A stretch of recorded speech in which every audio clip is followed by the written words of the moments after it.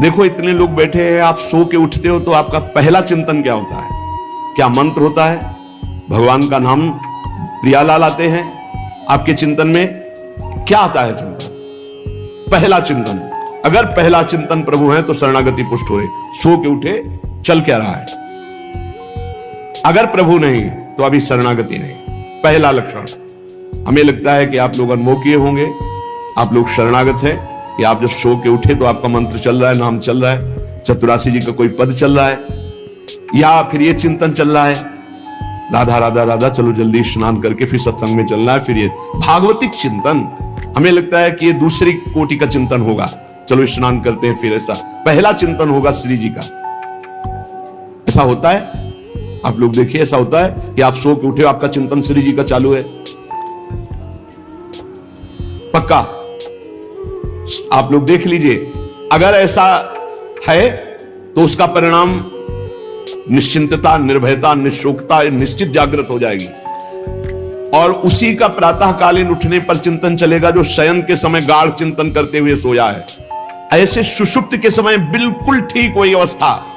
अगर आप जो चिंतन कर रहे हैं तो जगते ही वही चिंतन आएगा ये।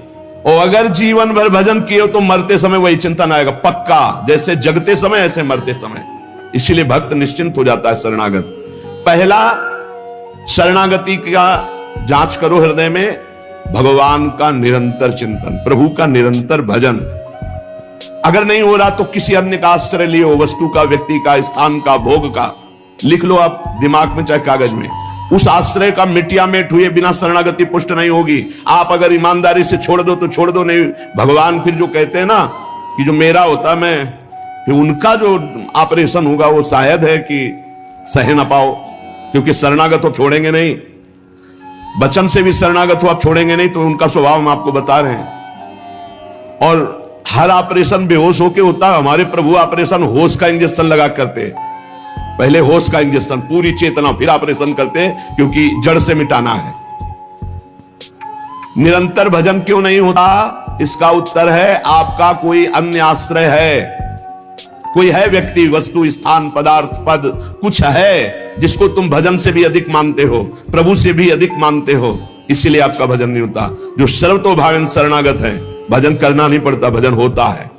चलना प्रदक्षिणा होती है, बोलना स्तोत्र होता है, सोना समाधि होती है, भोजन पाना यज्ञ होती है, हर चेष्टा उनकी भजन होती है। दूसरा,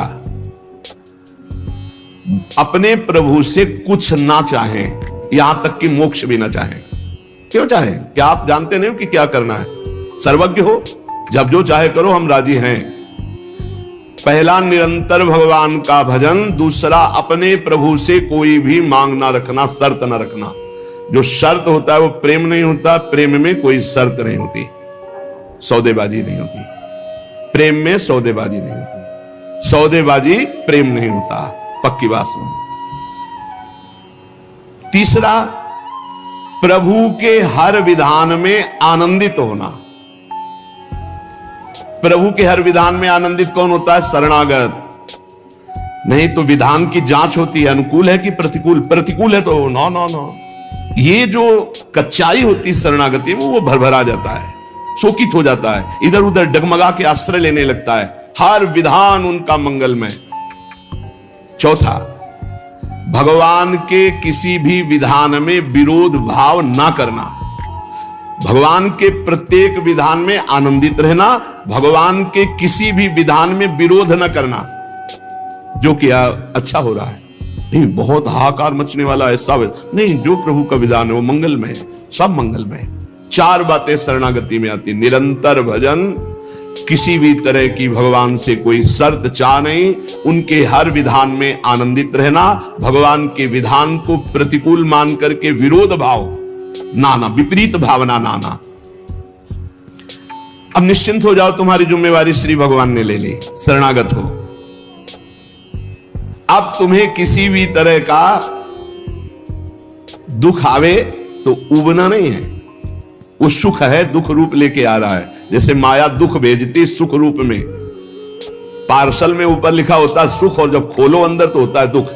जिसे तुम सुख समझते हो ये सुख नहीं, सुख की छाया है, समझ पड़ती नहीं है, गिरधर की माया है। भारी दुख है, दुखालयम शाश्वतम में जो भी पोस्ट आता है आपके पास वो दुखद ही है। माया भेजती है सामने वस्तु व्यक्ति स्थान, उसके परिणाम में अशांति, दुख और आपके भजन की हानि पक्का। ये देख लीजिए,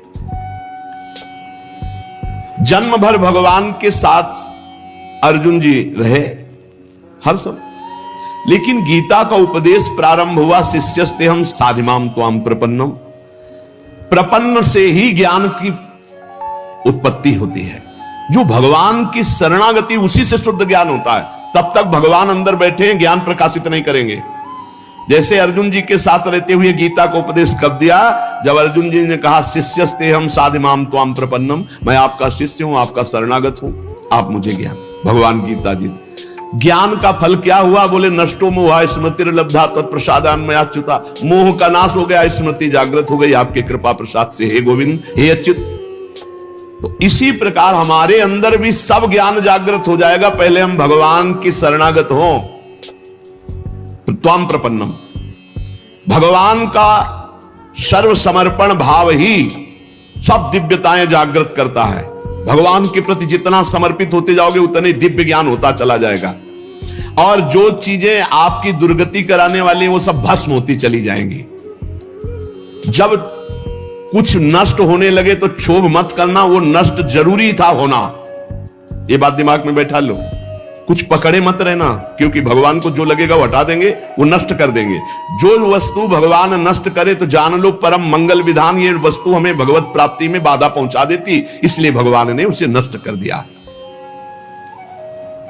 भगवान को समर्पित वस्तु के नष्ट होने में तुम्हें क्यों जलन हुई? क्योंकि तुमने तो भगवान को अपना सर्वस्व मानकर समर्पित कर दिया। अब तुम्हारे पास अपना कहलाने के लिए सिर्फ भगवान है, और भगवान की सब वस्तु जब जो चाहे हटा ले, जब जो चाहे रख ले। जरा इस पर विचार करो। आप राजी हो शरणागत? आपके पास अपना कहने वाला शब्द केवल भगवान के लिए है, और जो भी कुछ आपके पास है वो सब भगवान का है। वो चाहे अभी बुला ले, चाहे वर्षों रखे, चाहे अभी नष्ट कर ले, चाहे और बढ़ा दे। क्या राजी हो इस बात में शरणागति पर? अंदर से देख लो, तुमने तो दे दिया भगवान को, और तुम्हारा था कब, और वो था कौन, तुम्हें पता है? नहीं पता। इसी अज्ञान का नाश करने के लिए पहले ये बात स्वीकार करो, अपना कहने के लिए हमारे पास अब एक बात रह गई है, प्रभु। हमारे पास जो कुछ है, शरीर, मन, प्राण, आत्मा, परिवार, धन, संपत्ति, सब प्रभु को दे दिया। शुभम तभी वास्ता। अब जब प्रभु को दे दिया तो जब मन आवे तब ले ले। जैसे हम अपने घर की कोई वस्तु किसी को दे दिया, वो कह रहा है रखे रहो, हम ले लेंगे। अब जब कभी वो ले ले तो ईमानदारी से हमको दुख नहीं होना चाहिए, क्योंकि हमने उसको दे दिया। अब आप देख लीजिए, तुम जो भी करते हो वो मेरे को समर्पित कर दो। एक एक बात समझ लो। यहां यत करो से कहा है, ये करो ऐसा नहीं कहा। तुमसे जो भी हो रहा है तुम भगवान को समर्पित करो। पहला काम ये, हम शरण में जा रहे हैं, सर्वधर्मान परित्यज्य। हम भगवान की शरण की तरफ यात्रा कर रहे हैं। यत करोषि, ये तो सर्वाणि कर्माणि मयि सन्न्यस्य मत्पराः, मेरे परायण होकर सारे कर्म मेरे को समर्पित कर। क्या जाता है? तुम जो कर रहे हो, ऑफिस जा रहे हो, नौकरी कर रहे हो, किसानी कर रहे हो, व्यापार कर रहे हो, 8-10 घंटे जो कर रहे हो उसमें बीच बीच में भगवत स्मरण करो, और पूरे 8 घंटे भगवान को समर्पित कर दो। कितना बढ़िया साधना बन रही। और जब भगवान को समर्पित करने की बात रहेगी तो स्मृति रहेगी भगवान की। यत करोषि, तुम सारे के सारे कार्य मेरे को समर्पित कर दो। यत माने जो कर रहे हो। तो क्या उसमें पापाचरण भी होता है क्या? तो क्या भगवान के लक्ष्य रखने वाले उपासक में पाप वासना वाली बातें रहती क्या? इसका मतलब सत्संग सुना नहीं, इसका मतलब सतमार्ग में भी तुम्हारा प्रवेश नहीं हुआ। नहीं तो ये प्रश्न ही नहीं उठता कि भगवत मार्ग में चलने वाले का कदम कुमार्ग में चला जाएगा। भूल न दे ही कुमार्ग पाऊं। छोटी मोटी अगर कभी कोई त्रुटि गलती हुई तो पश्चाताप की अग्नि में भस्म हो जाता है। वो भगवान को समर्पित गंदे आचरण नहीं करता, वो प्रार्थना करता है, प्रभु ये त्रुटि हो गई हमसे, हे नाथ इसको संभाल दो, मेरे बस की बात नहीं। वो भी इस तरह से प्रार्थना पूर्वक समर्पित है। यत करोषि और यदर्शनासि, जो भी तुम्हारी जिह्वा में, रसेंद्री में जाए, पानी जाए, भोजन जाए, बिना भगवान को अर्पित किए नहीं जाना चाहिए। अभी शरणागति पुष्ट हो जाएगी। जो भी कार्य करो भगवत समर्पित करो।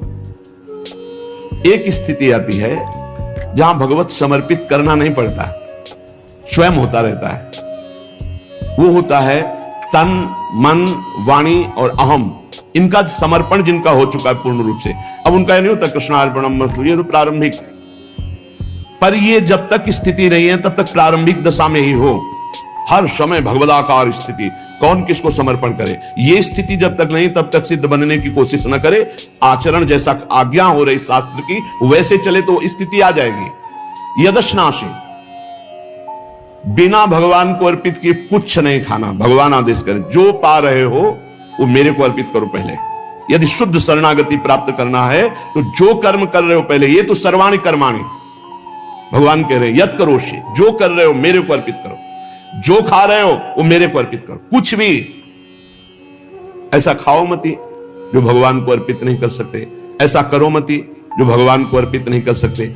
यज्जुहोषि, अब जो भी तुम भागवतिक आचरण करते हो, हवन यज्ञ आदि, तो बोले हम तो हवन नहीं करते, हम तो यज्ञ नहीं करते। तो यज्ञानाम जप यज्ञोस्मि, यज्ञों में सबसे बड़ी यज्ञ है जप यज्ञ।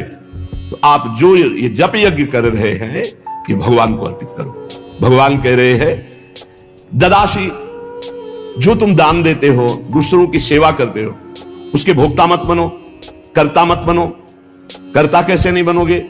हमारी वस्तु है, हम दान देते हैं, नहीं नहीं, प्रभु की वस्तु है। त्वदीयम वस्तु गोविंदम तुभ्यमेव समर्पये, आपकी दी हुई वस्तु आप इस रूप में आए, आपको दे दिया। ये भगवत शरणागति पुष्ट होने का उपाय भगवान कह रहे हैं। यह तपस्या से, जो तुम साधना कर रहे हो, जो तुम तपस्या कर रहे हो, वो सब मेरे को अर्पित कर दो। अर्थात तुम्हारी पूरे जीवन की, पूरे दिन की जितनी चेष्टाएं सब भगवत अर्पित होनी चाहिए। इससे तुम्हारी शरणागति पुष्ट हो जाएगी। यद करोषि यदस्नासि यज्जुहोषि ददासि यद तपस्यसि कौन्तेय तत्कुरुषु मदर्पणम, मेरे को अर्पित कर दो। अब ध्यान रखना, अब अपनी कमी की चिंता नहीं करनी, क्योंकि हमने भगवान को सब कुछ अर्पित कर, और कमी रहेगी नहीं। कमी रहती है अहंकार के कारण, भगवत विमुक्ता के कारण। फिर भी आपको संतुष्ट करने के लिए कह रहे हैं कि जैसे हम अपना मकान किसी को दे देते हैं तो मकान में जाले लगे हैं या टूटा है या कुछ भी बिगड़ा है, अब ये सारी जिम्मेवारी जिसने मकान खरीद लिया ले लिया उसकी होती है, वो मरम्मत करवाएगा, वो सफाई करवाएगा। ऐसे ही हम अपने तन को, अपने मन को, अपने प्राणों को, अपने जीवन को जीवननाथ प्रिया प्रीतम के चरणों में समर्पित कर दिया। अब हमको बेपरवाह रहना है इस विषय से। अब हमारा क्या होगा हमको ये चिंता नहीं करनी। अगर चिंता है तो शरणागति नहीं हुई, अगर ये चिंता है कि मेरा क्या होगा तो शरणागति नहीं हुई। सोचो, संसार में कोई तुम्हें प्यार नहीं करता, मान लो बात। जो प्रिया जो प्यार करके अपने महल में रखे, सुविधाओं के द्वारा तुम्हारा भरण पोषण कर रहे, तुम उनके प्रति रोना नहीं आता?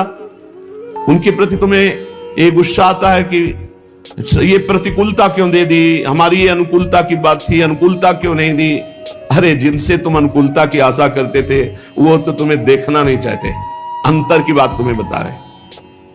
और जिनको तुम कभी माने नहीं, जिनके लिए कभी कुछ किया नहीं, वो तुम्हें अहेतुकी प्यार से लबालब डुबो रहे, फिर भी तुम्हारे अंदर गुस्सा आता है प्रभु के प्रति।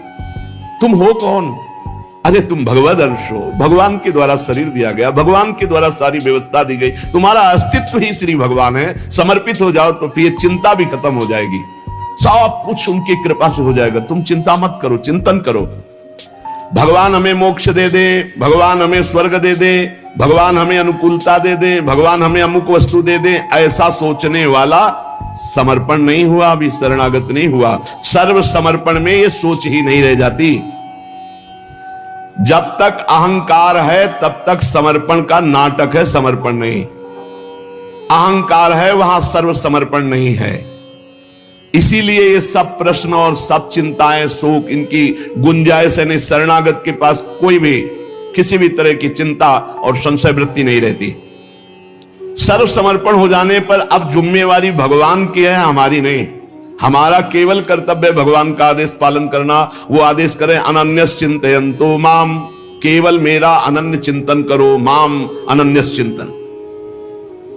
जिस प्रकार पतिव्रता पत्नी पर पति का पूर्ण अधिकार होता है, उसी प्रकार पत्नी का पति के संपूर्ण वैभव पर भी अधिकार और गोत्र पर भी अधिकार।